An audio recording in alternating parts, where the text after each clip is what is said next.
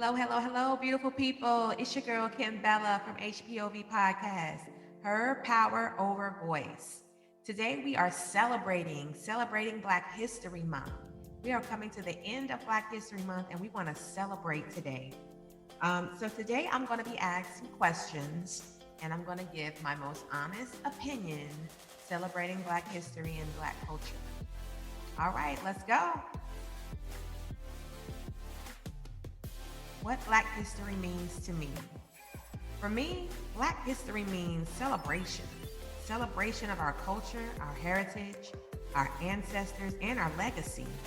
It's the core of who we are, the backbone of our existence. It's a time to reflect, rejoice, and be proud of accomplishments and barriers broken. So many paths have been cleared. So I get excited when I think about Black History Month. It's also a time to highlight moments in history to my children, so they know the history and how lucky and how truly special they are.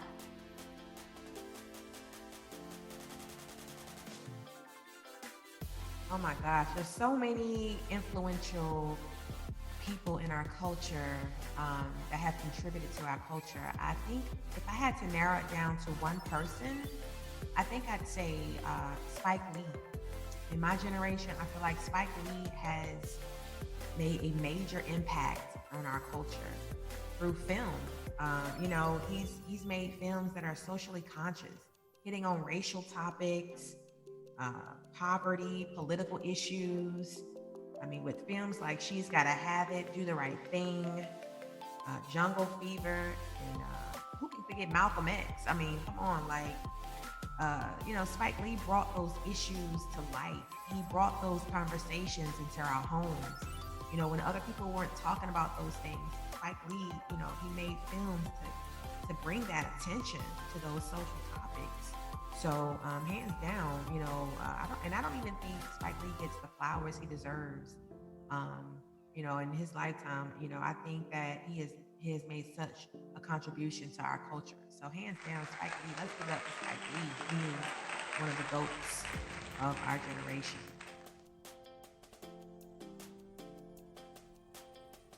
My favorite African American movie. I'm gonna say I have a favorite, but it's a toss up between two. Okay, so I'm gonna say the first one is Poetic Justice. Poetic Justice, come on, it's a movie of so many dimensions, right? It embodies love, grief, the struggles of the urban community, and poetry. The poetry was insane, right? Like you got to hear the beautiful, timeless words of the late Maya Angelou, and you got to hear them through the soft, eloquent tones of Janet Jackson. It's like, and then there's Tupac, right? Like, come on, ladies, like enough said, right? Tupac, that the movie is just awesome, and it just brings so much of our culture to life. It's a beautiful movie. So the second choice, well, not the second choice, because this is like one of my favorite movies, and it's Love Jones. Ladies, Love Jones was like the movie of the '90s when it comes to love and romance. Like, I remember going to the movies to see this film. It captures Black love, Black culture through the course of a love story through Darius Love Hall and Nina Mosley, like played by Lorenz Tate. Hello, ladies. Hello, ladies. Lorenz Tate.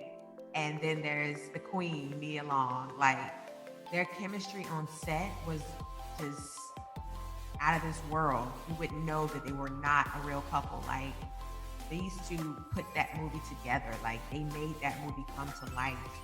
Um, so yeah, Love Jones, it captures our culture. It captures it through the music, jazz, poetry, and the ins, outs, and in-betweens of love, relationships, and even friendships. Come on now, y'all know Bill Bellamy was tripping in this movie. Like, I wanted Darius to knock him out, but you know what I'm saying? He kept his cool and he got his girl back. But yeah, Bill Bellamy was tripping. So it definitely captured that love, that friendships, those relationships. So Love Jones. Give it up for Love Jones. It's one of the greatest movies of all time. It's a classic for sure.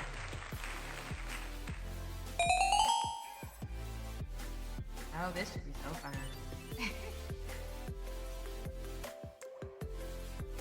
Kevin Hart versus Eddie Murphy. Come on, y'all.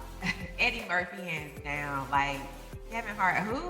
Kevin, who? Like when you're talking about Eddie Murphy is the GOAT, okay?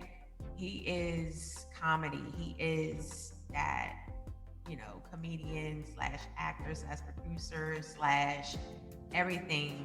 This is without social media. This is before social media times where, Eddie was like, you know, the greatest of all time when it comes to comedy. Like, so of my generation anyway, I feel. And there's a few others between Kevin Hart and Eddie Murphy. It's Eddie Murphy all day. Next. Definitely sweet wine. I am not a dry wine drinker. I used to hate going to corporate parties because that's all they had was dry wine. And I'm like, no, what is going on? All I had was a dry red and a dry white. And I'm like, I'm a sweet girl. I'm a sweet wine drinker. So no, do not bring me the dry wine. I'll pass. Best man versus the best man holiday. Ooh, this is a good one, but because of the way the best man holiday made me feel so sad, like I did not want them to take over out like that. Like I know they wanted to touch on some other topics such as the chronic illness and things of that nature. So, I know that's important, but that's one movie that I think I can only watch like once. Like I do not want to cry every time I watch that movie, so I avoid it during the holidays, to be honest with you. So between the best man and the best man holiday, I choose the best man on that alone. And they're coming out with a third movie, so shout out to Nia Long and the whole cast coming out with the third movie. Terrence Howard and Mr. Chocolate, Lance. So yeah, we're gonna get some good stuff coming up. So hopefully the third will be better than the last.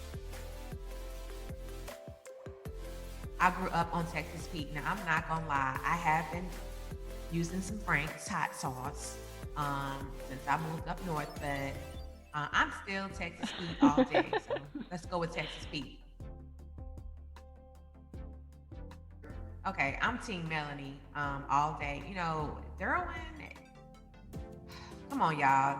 This girl moved, packed all her bags, moved to be with this man while he played in the NFL, and he cheated on her. Like, no. Derwin only got a slap in the face. He would have got the car. The car would have ran over Derwin if he was messing with me like that. No. Team Melanie all day. Team Melanie, I got your back, babe. To be honest with you guys, I love Cheerios, plain Cheerios. I do not like Honey Nut Cheerios. They're too sweet. I don't like sweet cereal. I like oats and different just bland brands. I might be boring when it comes to cereal, but I think the Honey Nut Cheerio, the honey takes a little bit away from my Cheerios. So I'm team regular Cheerios for this chick. Thank you.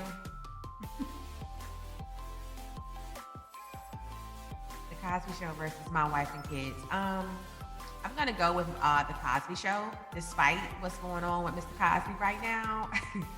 The Cosby Show is a classic show. I'm sorry. It gives us so much of our culture. It shows the outside world what our African American households are not all poverty or not all this and that. It's a great show. It has great topics.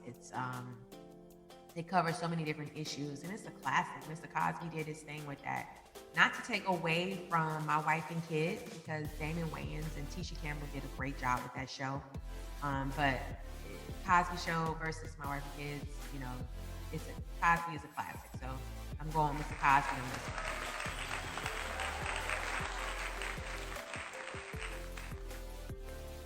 Training Day Denzel versus Out of Time. Out of Time. If anybody's seen Out of Time Denzel was crazy. It was funny. It was, I mean, he was walking around sweating, trying to cover up his tracks, his lies, and his deceit. He was going all off.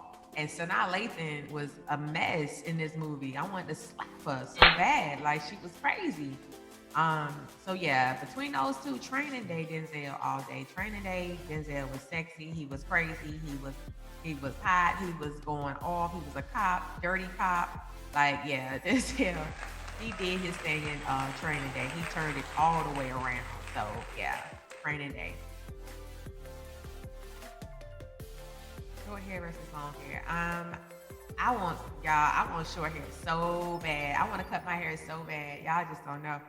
But I think I'm a long hair girl just because I can put it up in a pony, I can curl it, I can straighten it. But I may surprise y'all one day. I may cut my hair and y'all gonna be like, ooh. Yeah, I'm a long hair girl. For right now, anyway. We'll see. I am definitely, oh my gosh, I am definitely Team Issa right now because last season Team Molly was on something serious. Like, this girl would not give Issa a break. And I know Issa is not perfect, but Team Molly is, I mean, Team Issa is where it is. Molly has some issues. She needs to work out. She needs to figure out what is wrong with her. Why is she treating people the way she is? And why she's losing people and friendships and boyfriends. Like, Molly is off. So I'm hoping that this season coming up, she can, redeem herself and become a better friend, get a man and keep a man.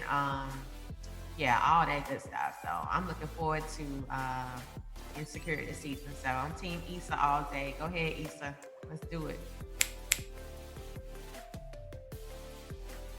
As parents, we need to be able to educate our children ourselves on the culture and our historians and things that happened, and be able to teach them, guide them, and let them know who they are, where they come from. Luckily, I live in an area that they uplift the culture and they celebrate every year in a beautiful way. So I encourage parents to get involved with schools if they don't see that same celebration in their districts, to talk to the principals and the board about that, because it is important. It is very important to have this history celebrated with your children. You can do it yourselves, like I said, on a daily basis, not just Black History Month, but keep it going all throughout the year. It's important. It's their history, it's their culture, it's their legacy. It's something that they need to know, and we are the first teachers for our children. So make sure you get that, with your children. You get with your children and you let them know who they are. So yeah, keep it going. Thank you.